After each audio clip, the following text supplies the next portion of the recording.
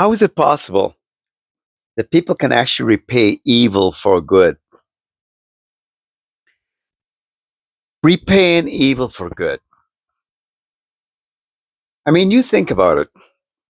How is it possible that someone can extend so much amount of kindness and graciousness to another person and they'll turn around and give you the opposite? From the time when we were young growing up, it's within the commonality of the human race in general, the way they operate and act, even growing up within their family structures, that nobody wants to be treated terribly. Whether it be a mother that would have lost her temper, or a father, or a consistent a consistency to behave unloving towards their child. And then you go to school and you experience the same thing, right? Then you grow up and you go into the workplace, you discover that people are not all nice and easy and loving and caring, and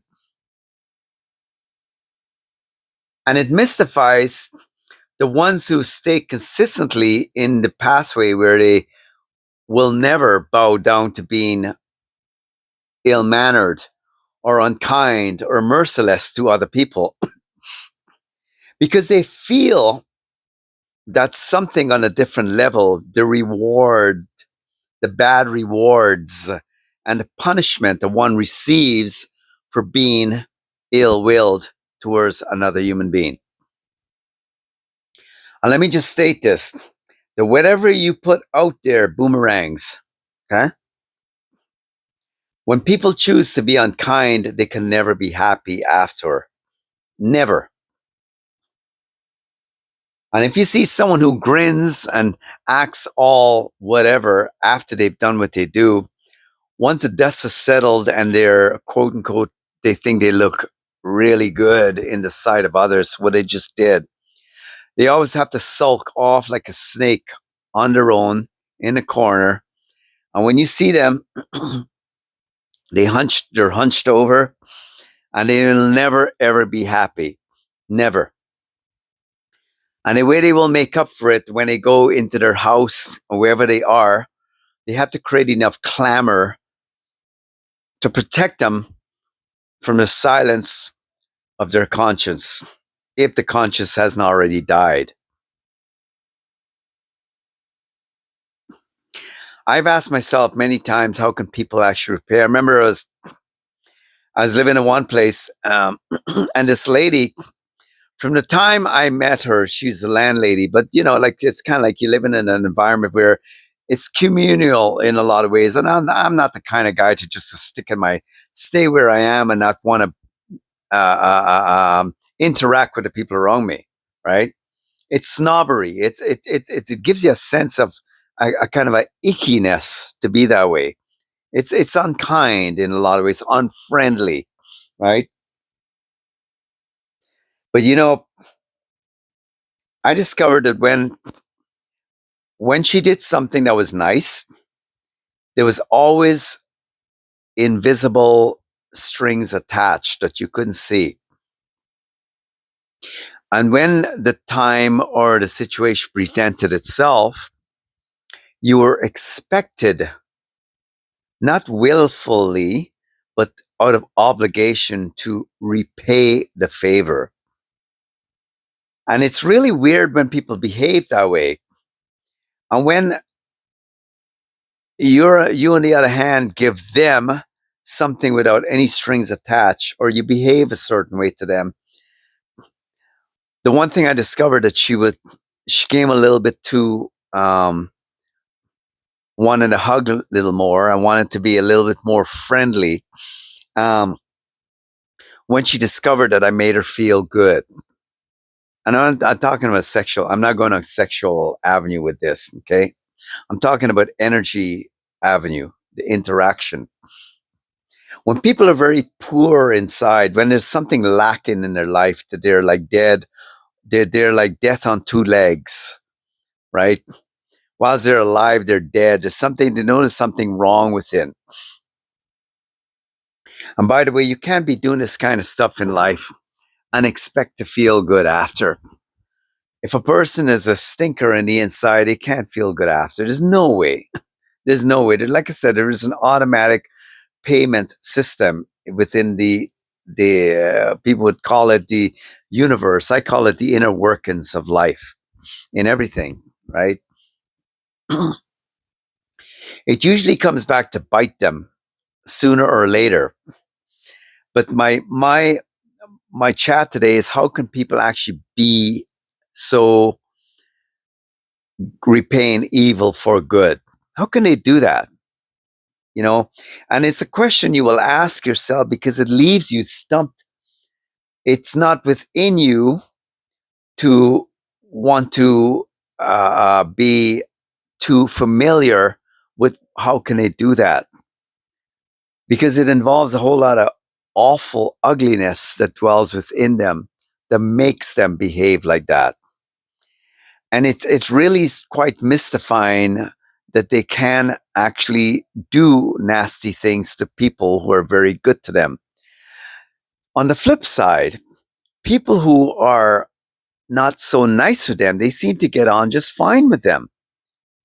And it took me a while because there's no saying that says birds of a feather flock together. Yes, they do. And the thing is, I really have discovered that people live on different language basis.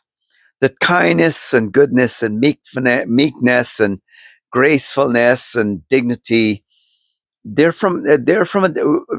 these people are from a different country. Their language is so different. They even look differently.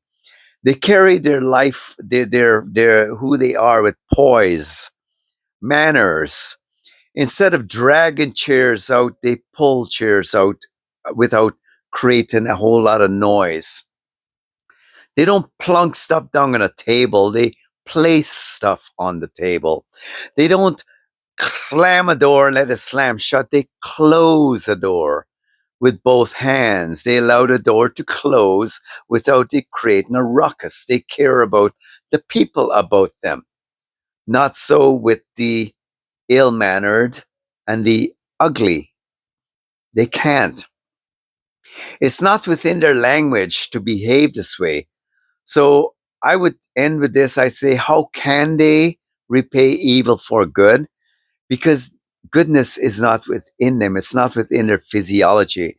They are so used to, and it boggles the mind. How can they even want to be treated with such a level of awfulness that they give out and allow they allow it to become so easy for them to receive it, and their reaction is that what you would expect, that of anger, of victimization, where it's on their behalf. They act like victims. They, oh, poor me. They always with a tear in their eye when there's no tears there. And you have to be extremely aware that what they're looking for is something that they don't deserve. A person who looks for pity, unless they really are in a pitiable position, a person looks for pity from another person should never receive it. They should be pitied instead, because their condition is so dreadful that it will eventually become their end. So, as I said earlier, I'll leave you with this and I keep going. Is that I guess my thoughts are kind of adding up here because this is years of growing in my life. I mean, I'm 63 now, or 63 in the next 7 days. Is that we can't but look away for what we have and what we experience in our life when we are in interaction with other people. And the only way you can really cope with it is that, one, if you can, the best you can, not walk into it. Should you find yourself beside or in front of that person who is going to repay you evil for good, be very valuable, puts a lot of value in what you're about to give out. And ask yourself, Is this person ready? Is this person okay with the goodness you're about to offer them? Because if they're not, you're wasting your time, you're wasting your resources, and above all, you'll waste your breath and eventually end up in regret with the whole thing. So just just a word of caution. Never stop giving, but be selective. Jesus put it very well, do not give holy things to dogs. And it's talking about ravenous, evil animals, lest they trample upon it and turn and tear you in pieces.